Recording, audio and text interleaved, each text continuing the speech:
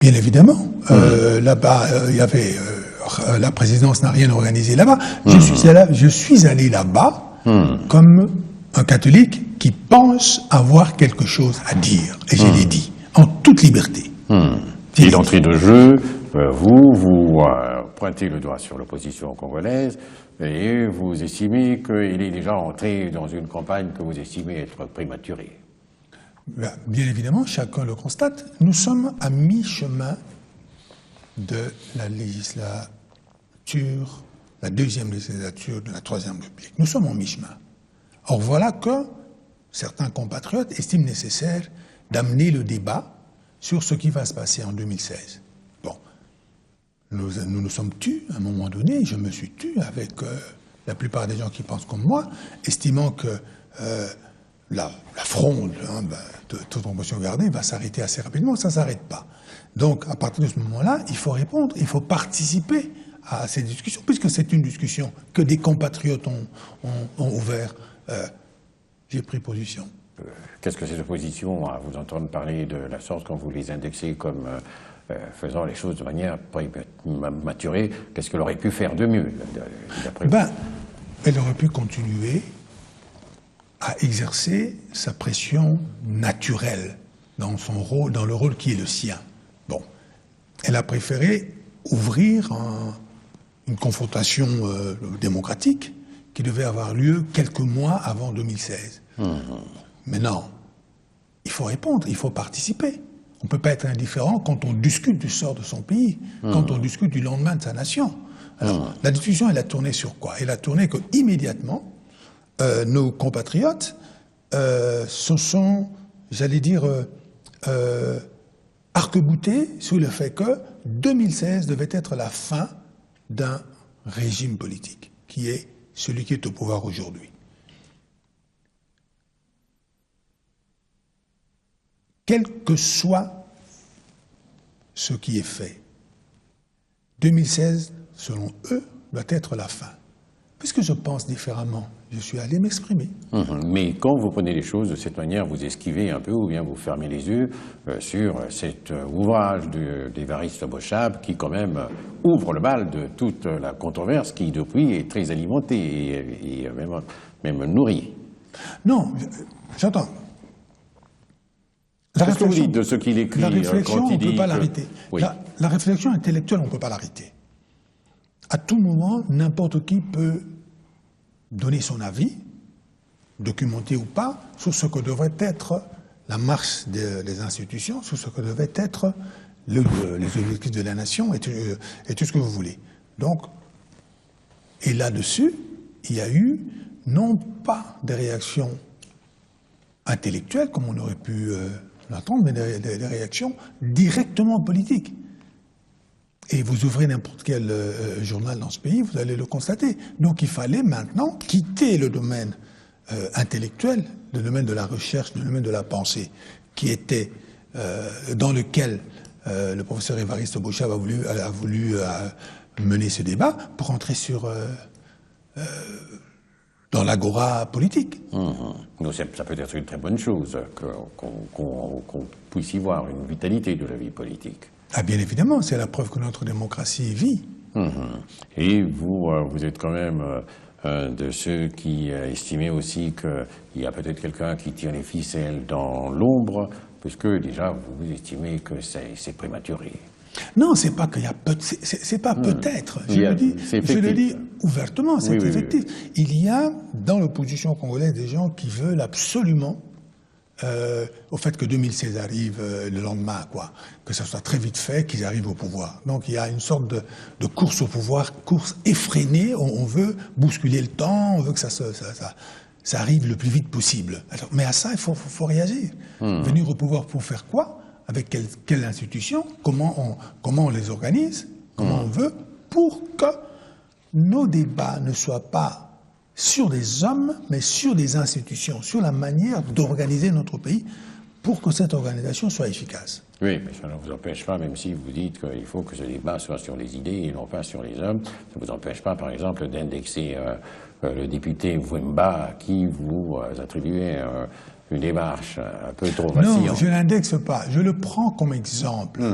comme exemple de la manière de réfléchir de certains politiciens congolais. Une manière que vous n'acceptez pas. Sur le schéma, oui. Pourquoi? Je leur ai dit quelque chose à un moment donné, ils ne m'ont pas cru. Aujourd'hui, ils pensent... Qu'est-ce que vous leur avez dit? Non, c'est eux qui disent. Oui. C'est eux qui disent.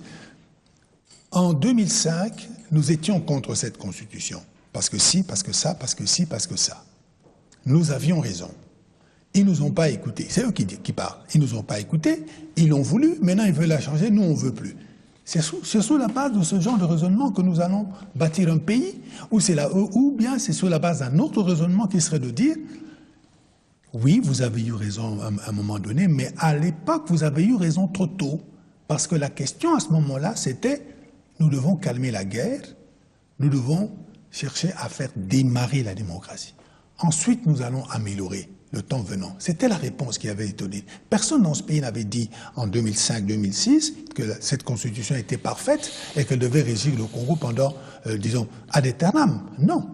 Il s'agissait de dire, attention, nous sortons d'une guerre, le pays était divisé en plus de 4 morceaux, c'est un compromis entre belligérants, cette constitution, c'est la leçon de la dictature qui est passée, c'est un accord à minima, travaillons, nous verrons bien comment faire plus tard. Et ce plus tard, nous estimons que ce plus tard est arrivé. Et que c'est le moment maintenant de réfléchir sur ce texte. Non plus d'une manière négative, de dire on doit faire un compromis pour arrêter la guerre, parce que la guerre maintenant elle est arrêtée, donc ce moment-là il est terminé, sous réserve de ce que l'histoire peut nous réserver. Mais aussi, n'oubliez pas que toute cette constitution a été faite le regard posté en arrière. Toute. Nous devons tout faire pour éviter que les 32 ans d'une dictature qui n'a pas été capable de construire le pays ne reviennent. Or, vous ne pouvez pas imaginer votre avenir obnubilé par le passé. Vous devez tenir compte du passé, parce que celui qui ne sait pas d'où il vient risque de retrouver d'où il vient, et négativement. Alors, mais on ne peut pas. Voilà ce que je reproche essentiellement à cette Constitution. Premièrement, c'est ça. Donc, et là, c'est un accord entre les belligérants qui a dominé le fait que ce texte a été écrit avec l'intelligence braquée en arrière. Il ne faut pas que ceci revienne. Or, nous, ce dont nous avons besoin, c'est un texte qui regarde de l'avant. Qu'est-ce que nous voulons devenir? Que devons-nous faire pour devenir ce que nous voulons devenir? Quelles sont les institutions que nous devons mettre en place pour que celles-ci favorisent cet avancement? C'est ça le problème. Donc, 2005-2006 a répondu aux questions du passé.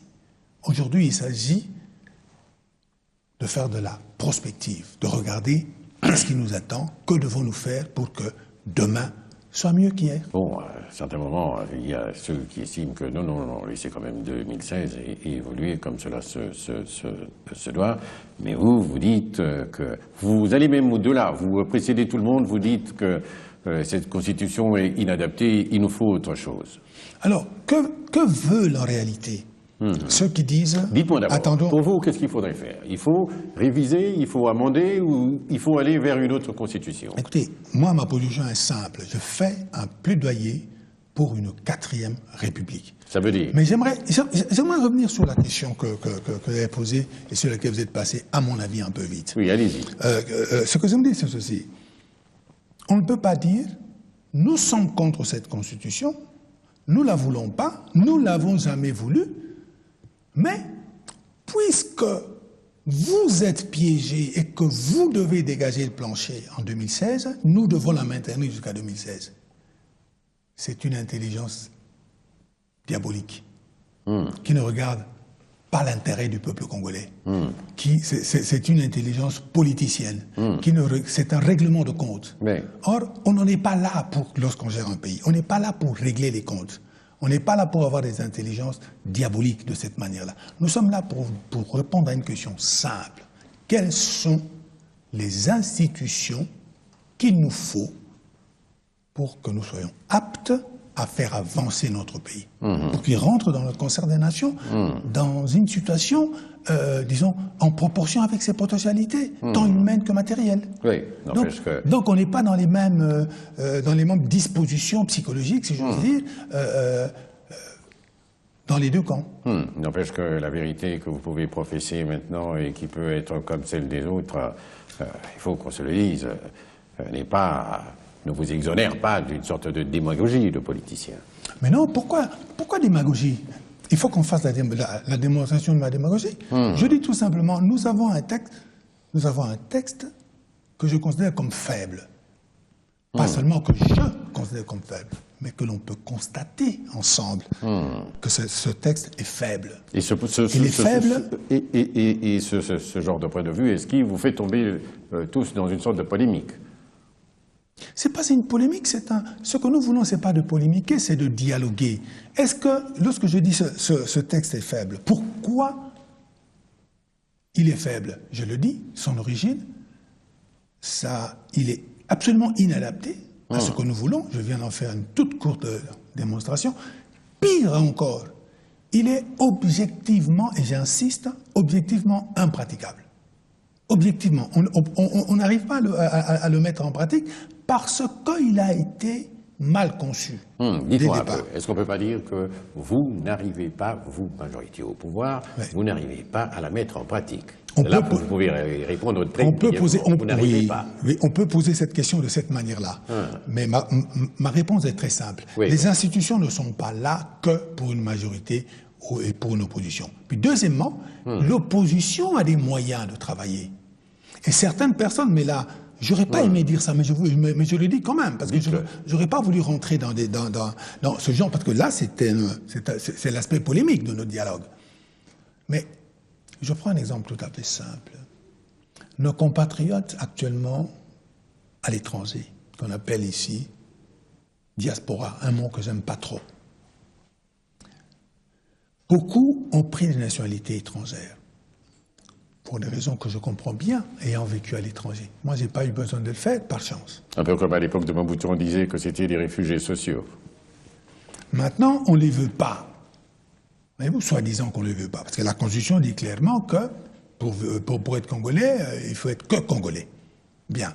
Celui qui était à la tête du Parlement à l'époque, qui a bloqué cette question, vous voulez parler de qui? C'est un membre... Non, il n'y a pas besoin de citer des noms. C'est un membre de l'opposition... Celui qui était à la tête, il faut que tout le monde sache de quoi vous parlez. Bon, ils savent très bien. C'est un membre de l'opposition ou un membre de la majorité au moment où nous parlons?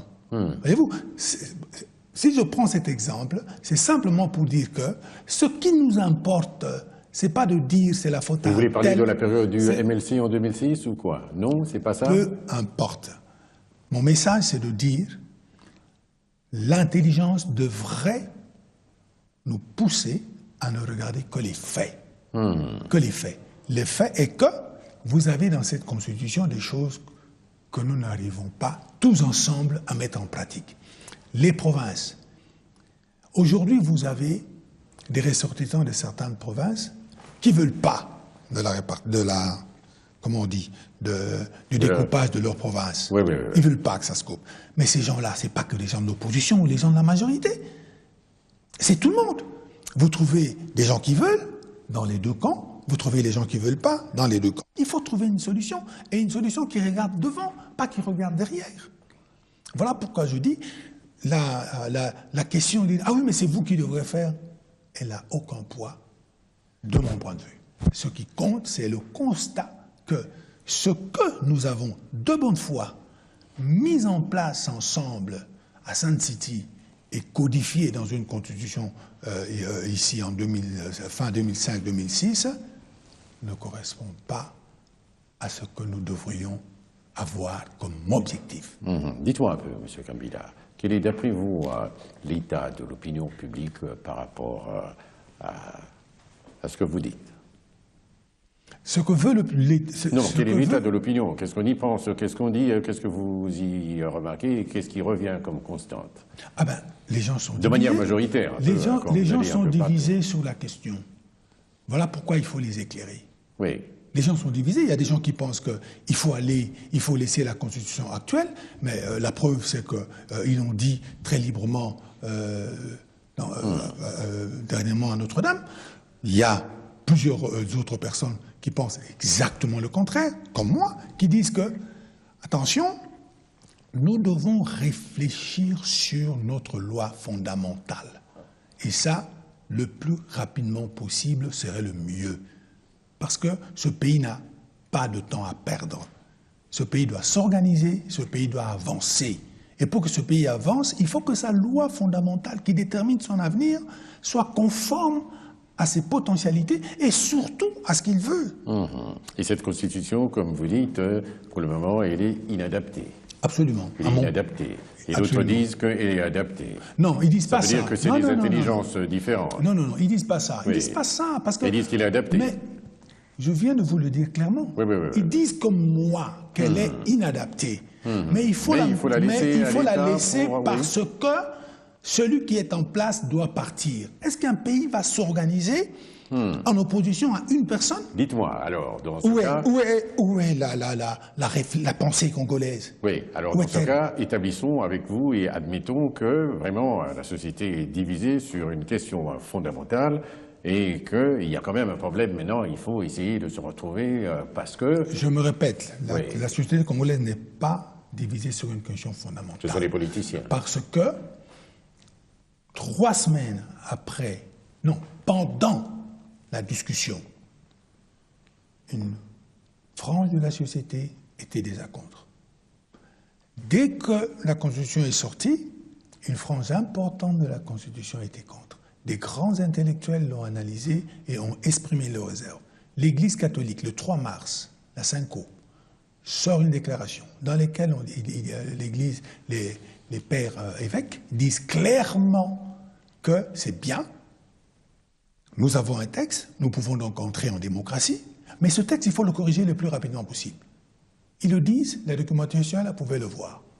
Bon, donc tout le monde est d'accord que ce texte n'est pas conforme, n'est pas celui qui va nous amener. Sauf que, il y en a qui veulent utiliser ce délai pour éliminer une personne et puis et revenir. Il y en a au sein de la Senco, au sein de l'opinion, au sein de la classe politique. Bien évidemment, comme toute la société. Donc ça veut dire que ce que la Senco admet aujourd'hui, donc elle ne l'admet plus. Il dit laissez la Constitution en l'état, il faut avancer. C'est un peu ce que vous dites, non? Non, mais ce que je dis est clair. La majorité des élites congolaises pensent, comme moi, que cette constitution est inadaptée. Il y a une partie de cette élite politique qui, pour des raisons politiciennes, veulent retarder la rénovation de cette constitution. C'est sur ce point-là que je ne suis pas d'accord. Parce que quand vous êtes contre quelque chose, vous l'êtes et dès que c'est possible de changer, vous changez pour que ce pays s'arme d'une constitution pouvant l'amener à quelque chose. Oui, et au moins, par rapport à ce genre de considération, vous dites que la cohésion nationale est quand même mise à mal. Ça, vous le dites. Non, absolument pas, parce que c'est pas parce que... Elle n'est pas à raffermir, elle n'est pas à sur ce point-là, je ne pense pas, parce que c'est pas parce que quelqu'un dit je suis pas d'accord avec Kabila que la cohésion sera... non, absolument pas. C'est un point de vue dans une discussion démocratique. Et Kabila dit aussi qu'on s'est installé plus dans un débat politicien que constitutionnel ou juridique. C'est ce que Kabila dit? Oui, confirme. Oui. Positif, oui. Mais vous entendez aussi au sein de l'opinion quand les gens disent que tout le sens de votre démarche, c'est pour donner au président Kabila un 3e mandat. C'est une fausse vision. Pourquoi? Parce que c'est pas la fin du mandat du président de la République qui doit nous préoccuper aujourd'hui. Ce qui doit nous préoccuper aujourd'hui, c'est que sera mon pays demain? Ça, c'est un. Et deuxièmement, parce que moi, j'ai aucun complexe à discuter de cette affaire de 3e ou de 4e mandat. Parce que dans le pays, je dis bien le pays parce que je me suis documenté, le pays qui a introduit cette affaire de limitation de mandat, c'est-à-dire les États-Unis par le 22e amendement, si je me trompe, ce débat existe. Ce débat existe et il existe depuis longtemps.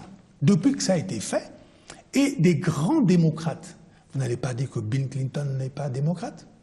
Vous n'allez pas me dire que Reagan n'était pas un démocrate? Ils ont pris position là-dessus. Ils ont pris position, ce débat existe. Les Reagan, Bill Clinton et d'autres, des très grands savants, des professeurs d'université, estiment que la limitation aux États-Unis du mandat du président de la République à 8 ans est contraire à la démocratie.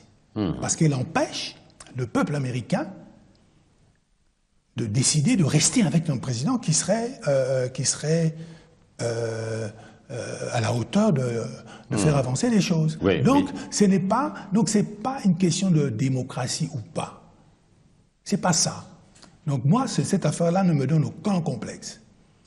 Je suis de ceux qui pensent que s'il était possible, que si on arrivait à convaincre le peuple congolais, que si le peuple congolais estime que Joseph Kabila, en tant que président de la République, a su ramener la paix, il a su démarrer la reconstruction de ce pays et qu'il peut encore aller plus loin, rien ne devrait l'arrêter pour faire ce troisième mandat. C'est une position démocratique, je ne l'impose à personne. Je donne un avis et j'essaie de l'éclairer. Ne pensez pas qu'au pays qui a mis ce 22e amendement, que là-bas, tout le monde est d'accord, tout le monde est clair, tout le monde est peinard, que voilà, ok, d'accord, on a trouvé la solution, c'est faux. Oui, mais au moins, dites aussi que dans ce pays où ces amendements ont été de mise, c'est un débat qui existe, qui est là, mais ils n'ont pas dit qu'on va refaire la Constitution qui, quand même, pour certaines dispositions, établit qu'il y a des lois qu'on ne peut pas bouger, qui sont intangibles, qui sont verrouillées. Quelle est la logique? Ça, au moins, vous l'admettez. Non, je ne l'admets pas. Non, je ne l'admets pas comme vous posez la question. Parce que ça voudrait dire que le monde entier devrait se mettre au rythme des États-Unis d'Amérique. Non, loin de là, je ne suis pas dans ce genre de discours. Non, mais je réfléchis. Ça voudrait dire ça. Ça voudrait dire que puisque là-bas, il y a discussion et qu'il n'arrive pas à, même ici, à la vous trancher... admettez qu'ici, on estime aussi que la Constitution peut être revisée. Ça, au moins, vous l'admettez. Ça, je crois que maintenant, tout le monde est d'accord. Parce qu'à un moment donné, on a voulu faire croire au peuple congolais que la Constitution, il ne faut pas la bouger. Ça, je crois que même la presse la plus opposée au régime actuel l'admet aujourd'hui parce que nous avons insisté, parce que Bochab a mis le doigt là-dessus, parce que d'autres ont mis le doigt là-dessus, pour dire non, non, non, la Constitution elle-même, sauf erreur dans son article 218, montre comment on pourrait le faire. Donc là, le problème n'est pas là. Le problème, là où j'aimerais vraiment qu'on soit clair, ce n'est pas parce que les Américains ne tranchent pas la question que nous aussi nous devrons dire, la question se pose chez nous, mais on ne la tranche pas, parce que nous ne sommes pas dans les mêmes conditions. Voyez-vous, les États-Unis, c'est la première puissance mondiale. Les choses sont déjà organisées. Le pays est construit. Il ne faut qu'avancer. Chaque jour qui passe, ils avancent. Nous ne sommes pas là. Nous devrions, en tout cas moi, j'ai peur de l'avenir. J'ai peur de l'avenir, pas seulement pour moi, mais pour ce pays. Si vous laissez cette nation congolaise entre les mains de quelqu'un qui n'a pas le souci de l'unité nationale, qui n'a pas le souci de construire la nation, qui n'a pas le souci de reconstruire le pays au sens matériel du terme, qu'allons-nous devenir? Donc il faut bien réfléchir là-dessus. Et cette personne, c'est Joseph Kabila Kabange, actuel président de la République. Mais c'est ce que je vois. Moi, c'est ce que je vois. Non. Oui. Si on a d'autres... Oui. Mais qui se propose au leadership, mais qui se propose en nous disant ce qu'ils veulent faire. Très bien. Monsieur Kabila, est-ce que, quelque part, cette façon de dire que... Bon, vous admettez quand même au moins que quand vous dites que vous avez peur de l'avenir, qu'il y ait d'autres gens qui vous disent qu'eux n'ont pas peur de l'avenir, qu'il faut laisser le jeu démocratique se jouer et qu'il faudrait avoir confiance à l'intelligence de l'homme. Si vous n'avez pas pu faire ce que la Constitution devrait vous permettre de faire, d'autres pensent qu'il peut faire mieux et peut-être autre chose que ce que vous avez fait. Bravo. Ça, au moins, vous êtes d'accord. Bravo, mais seulement, il faut qu'ils nous le disent. Il faut déjà qu'ils soient crédibles au départ. Oui, c'est pour cela qu'il y a un débat. Mais dites-moi, qu'est-ce que vous faites? je vous donne ça. Qu'est-ce que vous faites de l'article 220 de la Constitution? Quel est l'entendement que vous en avez? Qu'est-ce que vous en faites? Alors, premièrement, la Constitution, c'est un ensemble, c'est un système cohérent, c'est un ensemble intégré. La Constitution congolaise ne se résume pas à l'article 220. Celui qui respecte la Constitution de son pays la respecte de l'article 1er à l'article 229, puisque nous avons 229 articles. C'est ça, respecter une Constitution. Alors, l'article 220, étant un article parmi d'autres, doit être compris dans l'ensemble. Qui dit quoi? La Constitution congolaise, elle est révisable. Mais il y a des conditions pour la réviser. Il faut respecter ces conditions. Maintenant, le droit constitutionnel, tel qu'il est pratiqué dans le monde, pose un certain nombre de questions, un certain nombre de conditions. Pour toucher un article aussi fort comme le 220, il faudrait, à mon avis, revenir auprès du constituant originel. Et quand vous revenez vers le constituant originel, vous allez vers une autre constitution? Mais je pense. Ça coule de source. Ça veut dire que l'actuelle constitution établit que il y a une limitation très précise du nombre des mandats et qu'il y a certains articles qu'on ne peut pas bouger, qui sont verrouillés, qui sont intangibles. Ça aussi, vous l'admettez. Mais bien sûr que je l'admets. Et si on veut aller au-delà, il s'agit d'aller vers une autre constitution. C'est mon avis, pas seulement... Non, c'est pas seulement votre avis, c'est ce qui est établi. C'est comme ça que les choses se font. Non, mais je suis... Non. Non. Il ne faut pas m'enfermer dans l'article 220, parce que je viens de vous répondre très clairement en vous disant que la Constitution est un système intégré, complet. Il faut l'analyser complètement. Je suis revenu sur l'article 20 pour vous montrer la force qu'il a par le fait qu'il cite un certain nombre de choses qu'il interdit de faire tant qu'on reste dans cette Constitution-là. Mais moi, ma thèse, ou du moins mon point de vue, n'est pas de dire c'est l'article 20 qu'il faut changer, c'est 220 qu'il faut changer. C'est pas ça. Je suis en train de dire que la Constitution actuelle n'est pas l'instrument qu'il nous faut pour aller de l'avant. Bien sûr qu'en disant ça, je m'attaque aussi à l'article 220, je m'attaque aussi à cette limitation de mandat, puisque je viens de parler de prendre comme exemple le débat, ce débat-là précis aux États-Unis. Il existe en vous disant, si eux ne le tranchent pas, moi je suis de ceux qui disent, mon pays doit le trancher, parce qu'il n'y a aucune raison à ce qu'on interdise à un peuple de donner son véritable avis, ou qu'on le réduise.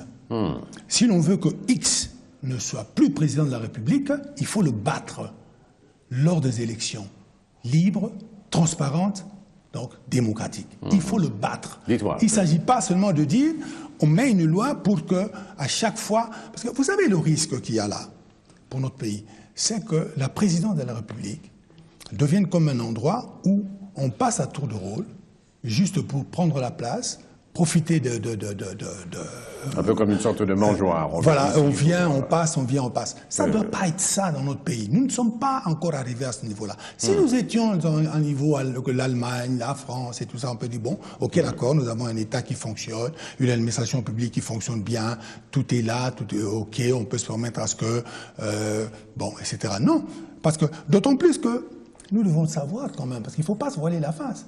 La démocratie, elle a aussi ses surprises.